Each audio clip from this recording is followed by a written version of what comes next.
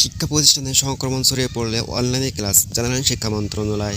বিস্তারিত জানতে ভিডিওটা স্কিপ না করে সম্পূর্ণ দেখার অনুরোধ রইল।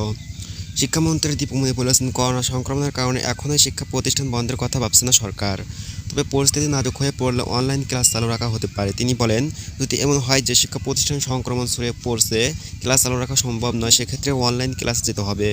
মঙ্গলবার বিকেলে রাজধানীর এক সংবাদ সম্মেলনে শিক্ষা মন্ত্রণালয় এবং প্রাথমিক ও গণশিক্ষা মন্ত্রণালয় সম্পর্কিত আলোচনা শেষে সাংবাদিকদের কথা বলেন শিক্ষামন্ত্রী দীপুমনি বলেছেন, আমরা এখন শিক্ষা প্রতিষ্ঠান বন্ধের কথা ভাবছি না।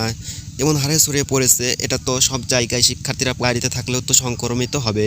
তিনি বলেন, আমাদের কিছু কিছু বিশ্ববিদ্যালয়ের আবাসিক হলে কিছু সংক্রমণ হয়েছে, তাদের চিকিৎসা দিয়ে বাড়িতে পাঠানো হয়েছে বা আইসোলেশন সেন্টার পাঠানো হয়েছে, সে ব্যবস্থা করা হয়েছে। এখন পর্যন্ত ঠিক আছে, আমরা পর্যবেক্ষণ করছি। শিক্ষামন্ত্রী আরও বলেন, আমরা কারিগরি পরামর্শ কমিটির সঙ্গে আগেও বসেছি, হয়তো আগামী 2-1 দিনের মধ্যে বসে আবারও শিক্ষা প্রতিষ্ঠান বন্ধের বিষয়ে সিদ্ধান্ত নিব। তো এই বিষয়ে সকল খবর হতে আমাদের চ্যানেলে সাবস্ক্রাইব করে পাশে থাকা অল বেল আইকনটি প্রেস করে রাখুন। আর যারা সাবস্ক্রাইব করেছেন তাদেরকে অসংখ্য ধন্যবাদ।